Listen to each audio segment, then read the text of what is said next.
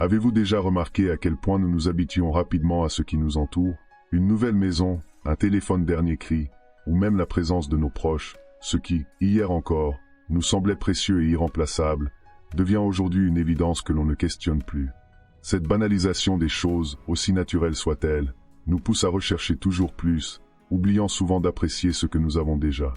Mais que se passerait-il si, pour un instant, vous imaginiez perdre ces choses qui semblent si acquises? La visualisation négative, un outil puisé dans les enseignements des stoïciens, propose une approche audacieuse, simuler mentalement la perte de ce que l'on possède, non pas pour se tourmenter, mais pour mieux en savourer la valeur. Cette méthode, bien qu'étonnamment simple, offre une clé précieuse pour contrer le piège de l'habitude et cultiver une gratitude authentique. Imaginez, par exemple, une journée sans l'un de vos objets les plus utilisés, votre téléphone. Que ressentiriez-vous? Comment cette absence modifierait-elle votre perspective sur sa place dans votre vie? Dans cette vidéo, je vais vous guider à travers les principes et les applications pratiques de la visualisation négative. Vous découvrirez comment cet exercice peut transformer votre manière de voir le monde, en vous recentrant sur l'essentiel et en vous libérant de l'attachement excessif. Mais avant de commencer, je vous invite à vous abonner à Esprit Stoïcien et à activer les notifications. Chaque jour, nous explorons ensemble les trésors de cette philosophie intemporelle, avec des enseignements qui, je l'espère, enrichiront votre vie autant qu'ils ont transformé la mienne. Restez jusqu'au bout de la vidéo, chaque étape est une pièce essentielle de ce puzzle qui, une fois assemblé, vous offrira une perspective nouvelle et inspirante sur votre quotidien. Il est étrange de constater à quel point nous sommes rapidement habitués aux choses qui nous entourent, même celles qui nous tiennent le plus à cœur. Qu'il s'agisse de nos proches, de nos possessions ou même de notre propre santé, tout semble perdre en valeur dès qu'il devient une évidence dans notre quotidien. Ce phénomène psychologique, connu sous le nom des adaptations hédoniques, nous pousse sans cesse à chercher plus, à vouloir autre chose, tout en négligeant ce que nous avons déjà.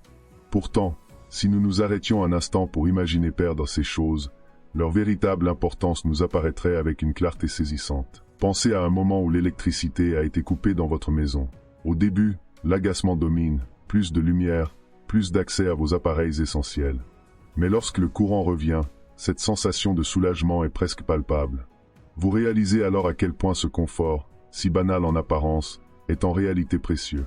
La visualisation négative fonctionne de manière similaire. En vous plongeant mentalement dans une situation où quelque chose de cher vous manque, vous êtes soudain ramené à une prise de conscience profonde de sa valeur. Cet outil, utilisé intentionnellement, peut devenir une véritable boussole émotionnelle.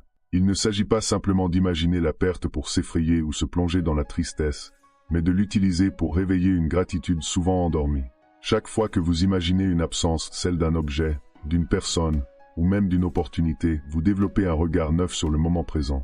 Ce regard, affiné par cette pratique, enrichit votre quotidien en vous recentrant sur ce qui est véritablement essentiel. Ce premier pas vers une appréciation renouvelée du présent trouve ses racines dans une tradition stoïcienne bien plus ancienne que l'on pourrait croire. C'est ce que nous allons explorer plus en profondeur. La visualisation négative, bien que séduisante dans sa simplicité, est en réalité une pratique héritée des grands penseurs stoïciens. Sénèque, l'un des philosophes les plus prolifiques de son époque, exhortait déjà ses lecteurs à se préparer mentalement aux pertes potentielles.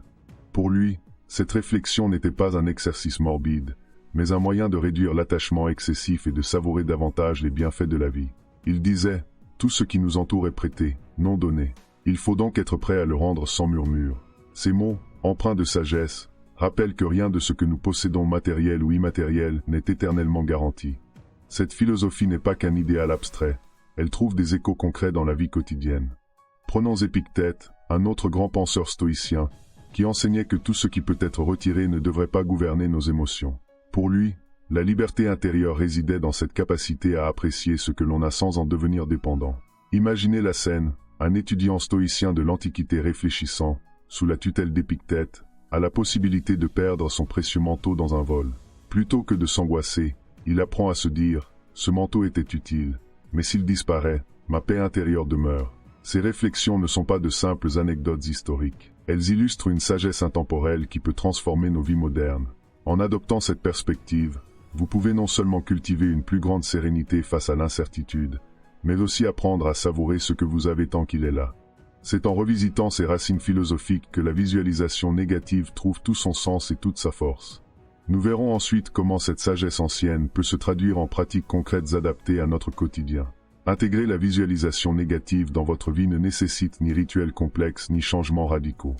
Ce qui compte, c'est d'adopter une pratique régulière, subtile, mais profondément transformante. L'objectif est simple, cultiver une appréciation sincère pour ce que vous avez, en imaginant, ne serait-ce qu'un instant, à quoi ressemblerait votre vie si ces choses disparaissaient.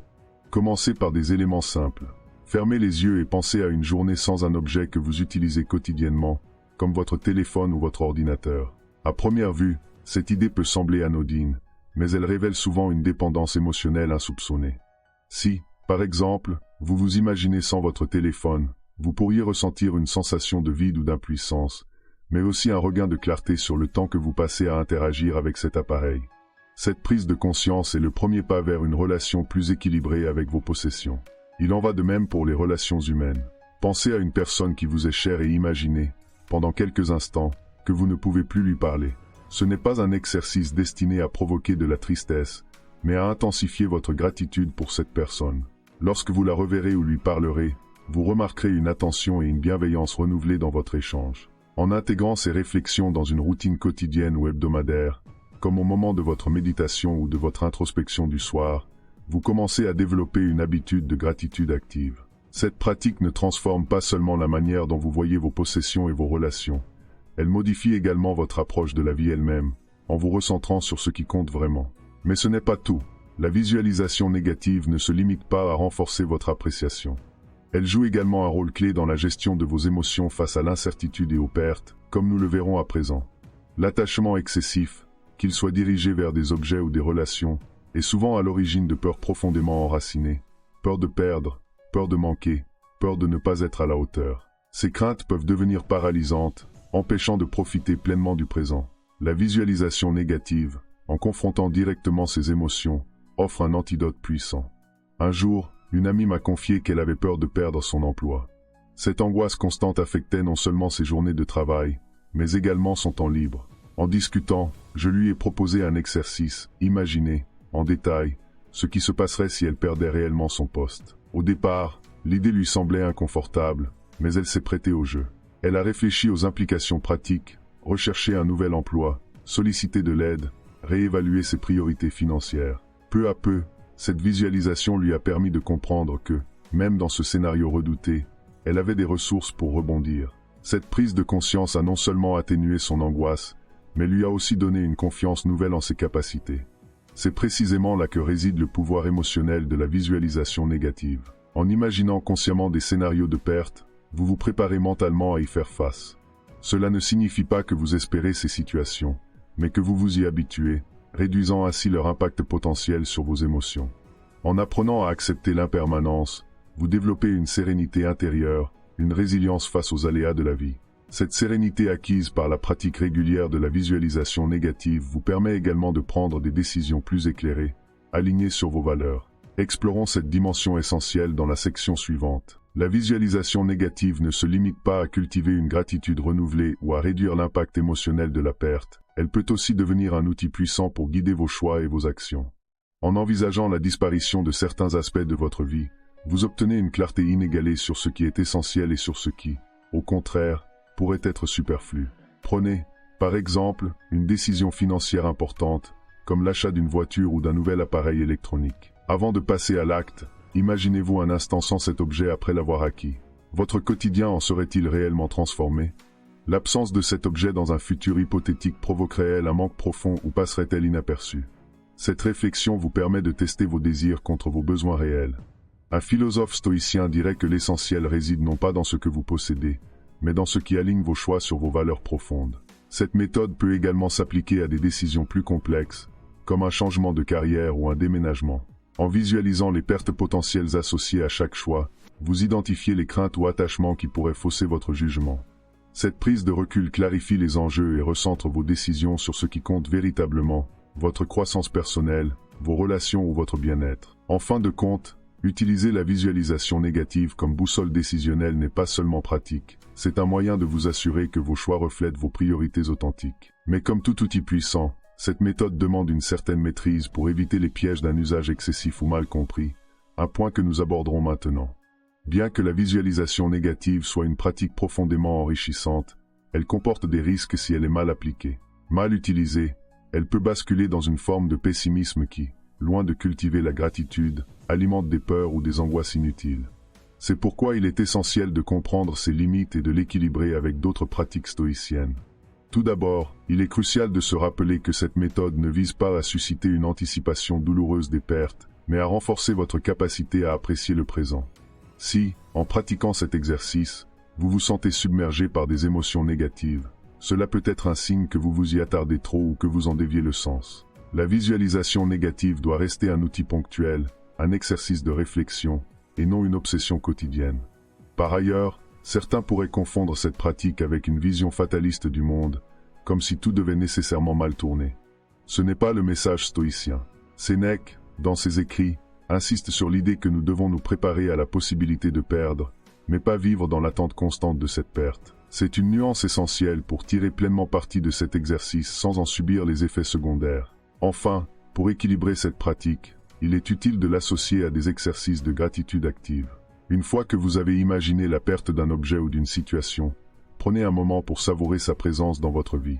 Cette approche complémentaire transforme la visualisation négative en une force positive, un moteur de contentement et de sérénité.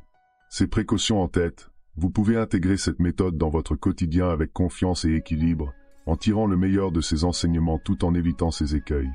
Explorons maintenant les bénéfices durables qu'elle peut apporter à votre vie. Avec une pratique régulière et équilibrée, la visualisation négative devient bien plus qu'un simple exercice mental, elle transforme profondément votre rapport à la vie. En acceptant que tout ce que vous possédez est temporaire, vous découvrez une liberté intérieure qui vous permet de savourer le présent tout en restant prêt à affronter les imprévus. Cette approche, loin d'être résignée, est en réalité une célébration de ce qui est. En revisitant cette idée, imaginez une vie où chaque moment, chaque relation et chaque objet est perçu avec la fraîcheur d'une première rencontre. Cette perspective renouvelée change tout, les frustrations liées aux désirs inassouvis diminuent, et le contentement face aux plaisirs simples augmente. Lorsque vous apprenez à apprécier ce que vous avez sans être obsédé par ce que vous pourriez perdre ou obtenir, vous entrez dans une nouvelle dimension de tranquillité. Mais au-delà de cet état d'esprit, cette pratique influence également vos comportements. Elle vous pousse à vous concentrer sur ce qui a une valeur durable, vos relations, vos valeurs, vos passions. Elle vous éloigne des préoccupations futiles pour vous reconnecter à ce qui est vraiment essentiel. En apprenant à lâcher prise sur l'éphémère, vous ouvrez de l'espace, à la fois physique et mental, pour ce qui nourrit votre âme. Cette transformation, bien qu'intime, a aussi un impact social. En vivant selon ces principes, vous devenez un modèle d'équilibre pour les autres. Vous démontrez qu'il est possible de vivre pleinement sans être esclave de l'attachement ou des possessions. Cette force tranquille, incarnée dans votre quotidien, inspire et guide ceux qui vous entourent, consolidant ainsi l'idée que le bonheur réside dans l'essentiel. À travers la pratique de la visualisation négative, vous redécouvrez une vérité simple mais souvent oubliée. La vie elle-même est un trésor, dans toute sa fragilité et son impermanence. En imaginant la perte de ce que vous avez, non pour vous en effrayer mais pour mieux en savourer la présence, vous apprenez à vivre dans une gratitude profonde et sincère. Comme je vous l'ai expliqué plus tôt, cette pratique transforme non seulement votre perception du quotidien, mais également votre manière de prendre des décisions et d'affronter l'incertitude. Pour intégrer ces enseignements dans votre vie, commencez dès aujourd'hui par de petites actions. Prenez quelques minutes pour réfléchir à ce que vous considérez comme acquis. Imaginez-vous sans ces éléments et observez ce que cela évoque en vous. Ensuite, comme je vous l'ai proposé lors des exercices de réflexion, associez cette prise de conscience à une gratitude active. Remerciez intérieurement pour ce que vous possédez ou vivez en ce moment. Je vous invite également à partager vos expériences dans les commentaires. Avez-vous déjà pratiqué la visualisation négative, consciemment ou non? Quels objets, relations ou aspects de votre vie ont pris un nouveau sens grâce à cet exercice? Ce dialogue enrichira la réflexion de chacun et renforcera notre compréhension collective de ces principes. En conclusion, la visualisation négative est bien plus qu'un outil philosophique. C'est une invitation à vivre pleinement, à grandir dans l'acceptation et à transmettre une nouvelle perspective à ceux qui nous entourent. Mes chers amis, à demain pour la prochaine vidéo de ce calendrier de l'Avent, où nous verrons comment les méditations stoïciennes peuvent cultiver une sérénité durable au cœur de notre quotidien moderne.